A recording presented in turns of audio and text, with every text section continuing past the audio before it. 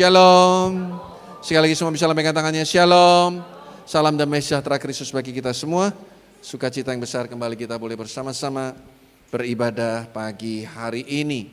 Puji Tuhan, saya juga ingin menyapa Bapak Ibu Saudara yang beribadah online di rumah Bapak Ibu Saudara masing-masing. Saya percaya hadirat Tuhan juga ada di rumah kita.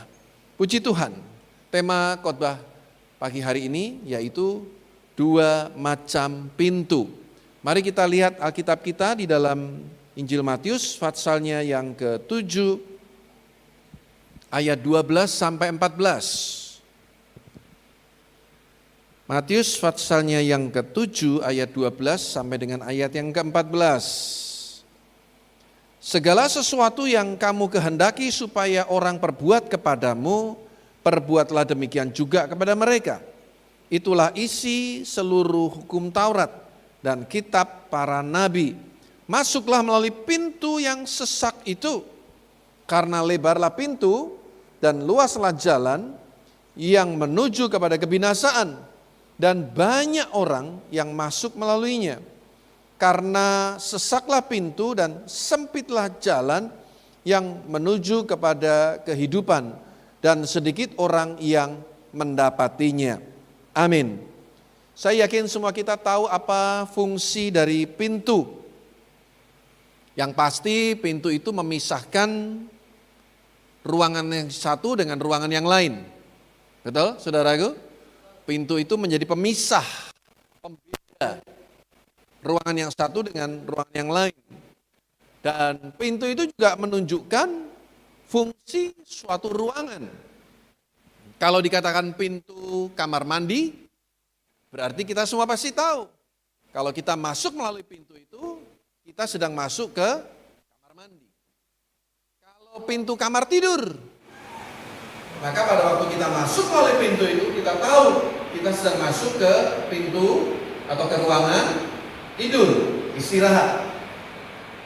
Pintu gereja, semua kita tahu juga. Kalau kita buka pintu itu kita tahu, pasti kita akan ketemu bangku-bangku gereja, kita ketemu alat musik gereja, karena itu pintu masuk menuju gereja. Ada juga pintu bioskop, berarti Anda sedang ada di bioskop dan lain sebagainya. Pintu menunjukkan fungsinya, menunjukkan ruangannya. Nah, saudara yang kasih Tuhan, banyak hamba Tuhan yang ketika membahas ayat-ayat ini selalu memulai dari ayat 13 dan 14. Tapi sebetulnya ayat 12 itu tidak bisa dipisahkan. Karena ayat 13 dan 14 itu menerangkan ayat yang ke-12. Yang pertama, Bapak Ibu Saudara, kenapa saya katakan demikian? Apa maksud dari pintu yang sempit ini atau pintu yang sesak ini? Di mana hanya sedikit orang yang mau memasukinya, melaluinya. Dan orang banyak lebih memilih pintu yang lebar, jalan yang luas. Yang pertama, saudaraku, saya mau katakan bahwa pintu yang sesak ini berbicara tentang pintu hukum Taurat. Melakukan perintah-perintah Tuhan, yaitu hukum Taurat. Pintu ini, saudara, di dalam bahasa Inggrisnya digunakan kata gate atau gerbang, bukan door. Ya, pintu ini dalam bahasa Inggrisnya digunakan kata gate, yang arti bahasa Indonesianya gerbang. Bukan pintu door yang selama ini kita tahu. Nah, jadi jelas kalau dikatakan gerbang berarti ada di luar. Ya kan, Bapak Ibu Saudara? Ada pintu gerbang. Nah, harusnya ada tambahan pintu gerbang bahasa Indonesianya. Tapi di sini digunakan bahasa Inggrisnya gate, yang artinya gerbang. Jadi kalau Anda masuk ke rumah saya, Anda pasti ketemu pintu gerbang dulu. Kalau Anda ada di pintu gerbang, berarti Anda masih ada di halaman rumah saya, betul? Tapi kalau Anda mau ketemu dengan saya, nggak cukup ada di pintu gerbang. Anda perlu masuk ke pintu rumah kami. Disitulah ada ruang tamu, di mana kita bisa ngobrol. Ya, kalau istri anak-anak saya, dia punya akses lebih luas lagi, bisa masuk ke pintu kamar tidur kami. ruang istirahat kami. Nah, jadi saudaraku, pintu di sini berbicara tentang gerbang. Gerbang hukum Taurat. Pintu gerbang ini berbicara tentang hukum Taurat. Di mana ayat 12 tadi mengatakan, segala sesuatu yang kamu tidak ingin orang lain lakukan kepada dirimu, jangan lakukan. Apa yang engkau ingin orang lain lakukan, ya lakukanlah. Itulah isi seluruh hukum Taurat. Yang melakukannya dibenarkan, yang tidak melakukannya akan dikutuk. Itu hukum Taurat. Mata ganti mata, gigi ganti gigi, nyawa ganti nyawa. Kalau kamu tidak mau dirugikan, ya jangan bikin rugi orang lain. Kalau kamu tidak mau disakiti, ya jangan nyakitin orang lain. Itu hukum Taurat. Dan dikatakan tadi, saudaraku, semuanya terangkum. Ya, inilah firman Tuhan. Nah, coba kita lihat di dalam Ulangan pasal 6 ayat 25. Ulangan pasal 6 ayat yang ke-25. Dan kita akan menjadi benar apabila kita melakukan segenap perintah itu dengan setia di hadapan Tuhan Allah kita, seperti yang diperintahkannya kepada kita. Jadi kapan kita menjadi benar? Kalau kita melakukan hukum Taurat. Ini sebelum ada hukum yang baru, yaitu kasih karunia. Ya, jelas Bapak Ibu Saudara ya. Kita akan menjadi benar kalau kita melakukan hukum Taurat. Sekarang kita tahu ya, Yesus sudah mati menebus dosa saudara dan saya. Kita dibenarkan bukan karena kita melakukan hukum Taurat. Kita dibenarkan bukan karena kita melakukan firman Tuhan. Kita dibenarkan karena darah Yesus yang membenarkan. Sekarang kita melakukan bukan karena takut dihukum. Kalau dalam perjanjian yang lama, orang Yahudi yang hidup dalam hukum Taurat, mereka melakukan karena di bawah intimidasi hukum Taurat. Kamu melakukan dibenarkan, kamu tidak melakukan dihukum, dikutuk. Sekarang kita tahu bahwa Yesus sudah mati dan bangkit bagi saudara dan saya, kita dibenarkan oleh karena iman percaya kepada Tuhan Yesus. Apakah lalu kita tidak perlu melakukan perintah Tuhan, hukum-hukum Tuhan? Tetap harus melakukan. Hanya bedanya kalau dulu di bawah hukum Taurat kita melakukan karena kita takut dihukum, takut dikutuk, tapi sekarang karena kita mengasihi Tuhan. Ini yang sering saya katakan, ya. Memberi bukan supaya kita diberkati, tapi memberi karena kita sudah diberkati Tuhan. Saya kasih contoh anak-anak ya, yang sekolah. Kalau hubungan orang tua dengan anak-anak itu hukum Taurat, maka anak-anak itu belajar karena takut nilainya jelek, karena takut nanti dimarahin oleh papi maminya. Tapi kalau anak itu sudah dewasa dan mengenal betul-betul orang tuanya, maka dia belajar, dia berusaha mendapatkan nilai baik, bukan karena takut dihukum kalau dapat nilai jelek, tapi karena dia mengasihi orang tuanya. Jadi kata hormat itu selalu memang ada dua sisi. Takut dalam arti memang kita takut dihukum, tapi yang penting terlebih daripada itu, kata takut akan Tuhan itu artinya kita menghormati Tuhan. Karena dia agung, dia mulia, dia besar, dia ajaib, dia mengasihi saudara dan saya. Nah, pintu gerbang ini sering dikatakan, tadi yang dikatakan pintu yang sesak, jalan yang sempit, hanya sedikit orang yang bisa melakukannya.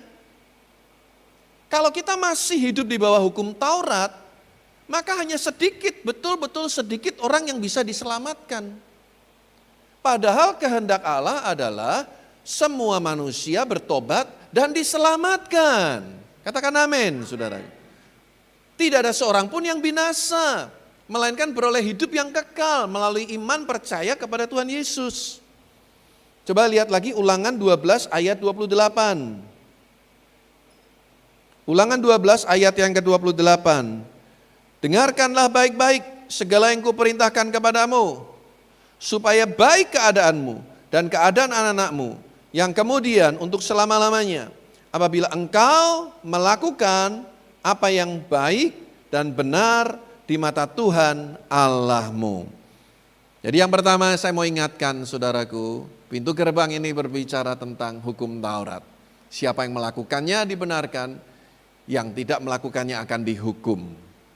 Bahkan satu saja gagal kita lakukan perintah Tuhan, hukum Taurat, maka gagal semuanya. Itu hukum Taurat. Nah yang kedua saudaraku yang kita bisa belajar dari pintu ini, yaitu bahwa ini berbicara tentang pintu pertobatan. Hanya sedikit orang yang mau memasukinya. Banyak orang lebih memilih pintu yang lain, pintu yang lebar, jalan yang luas. Saya yakin semua kita pasti kalau disuruh memilih, pasti pingin yang luas, yang lebar, yang lengang. Enggak ada yang mau sesak-sesakan, yang uyel-uyelan. Tapi inilah pintu pertobatan yang membawa kita kepada hidup yang kekal. Sementara pintu yang luas, jalan yang lebar menuju kepada kebinasaan, banyak orang yang memasukinya. Nah, seandainya kita tahu bahwa pintu yang sesak itu menuju kepada kehidupan dan pintu yang lebar itu menuju kepada kebinasaan. Seandainya kita tahu, saya yakin kita akan lebih memilih pintu yang sesak. Masalahnya banyak orang yang tidak tahu. Atau mungkin dia sudah tahu, tapi dia menikmati dosa, dia menikmati hidup yang lama. Makanya dia tetap memasuki melalui pintu yang lebar. Saudara, apa bedanya pertobatan dan penyesalan? Apa bedanya pertobatan dan penyesalan? Kalau penyesalan itu hanya di level jiwa, perasaan, pikiran.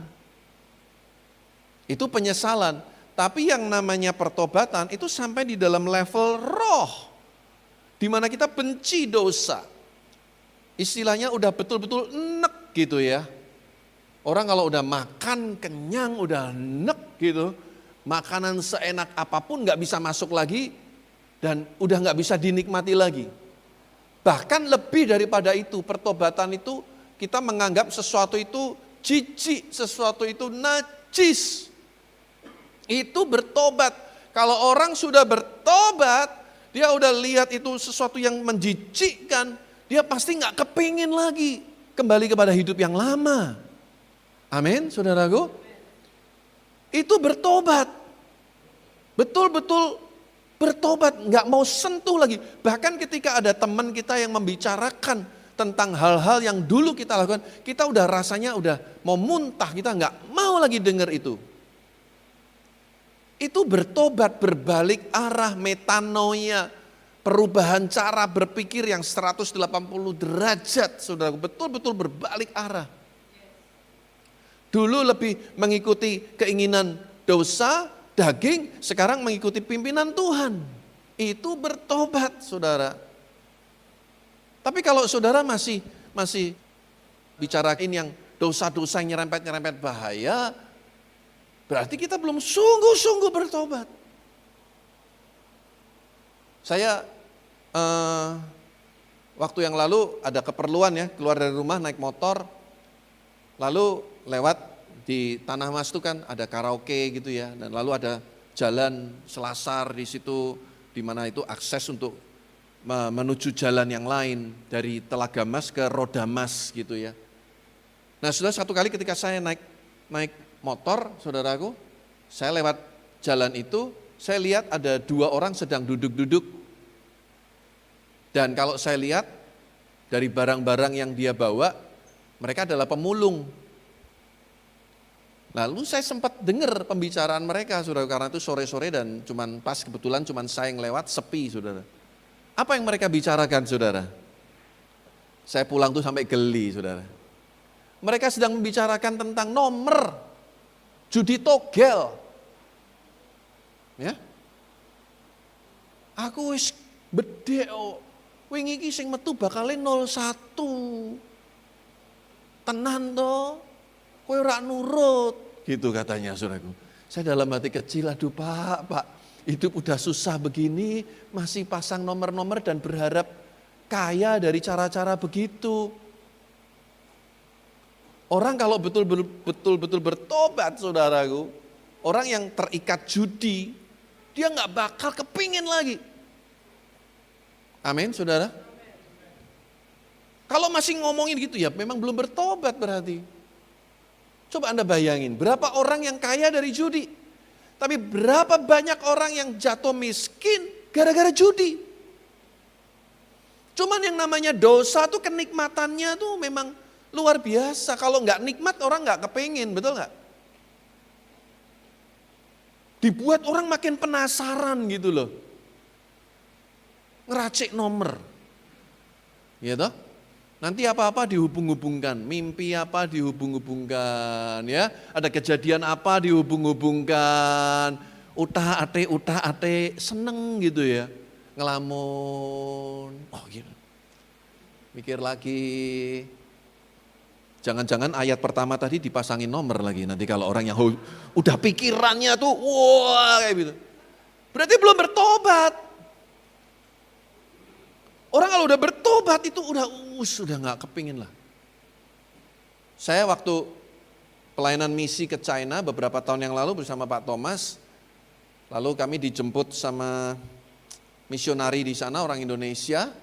Kita melayani di Tiongkok, tapi juga kemudian sampai ke Makau. Anda tahu di Makau itu terkenal dengan apa, saudaraku? Perjudiannya.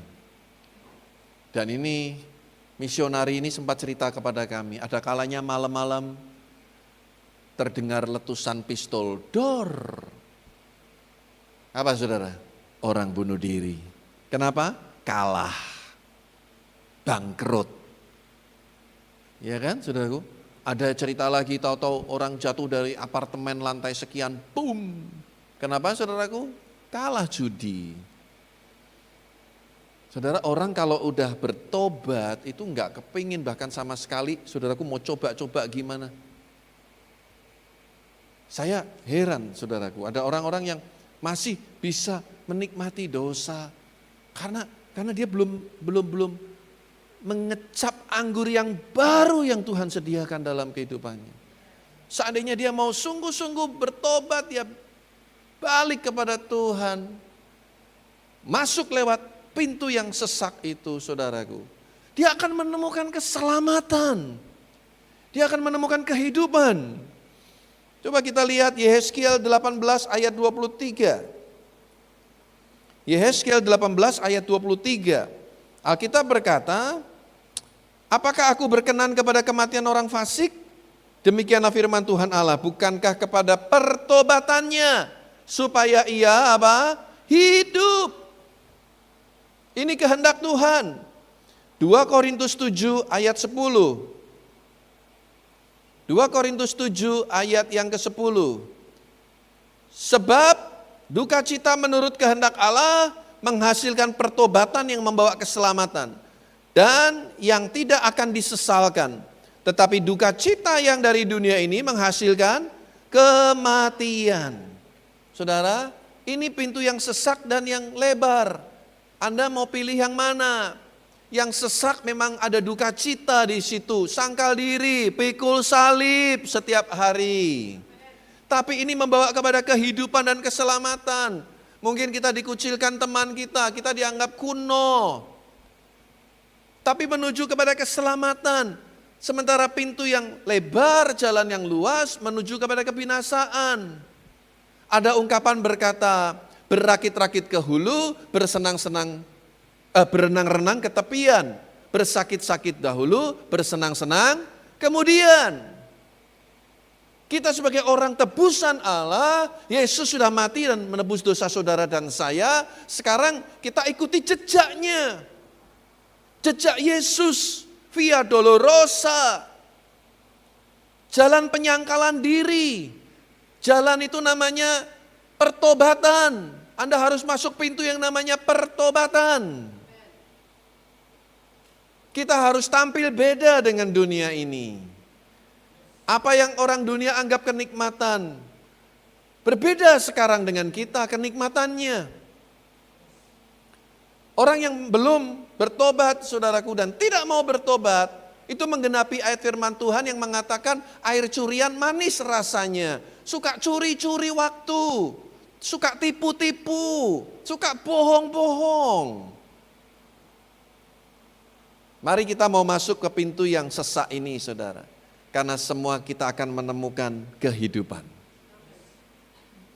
Yang ketiga, pintu itu berbicara tentang kehidupan yang dipimpin oleh roh atau daging.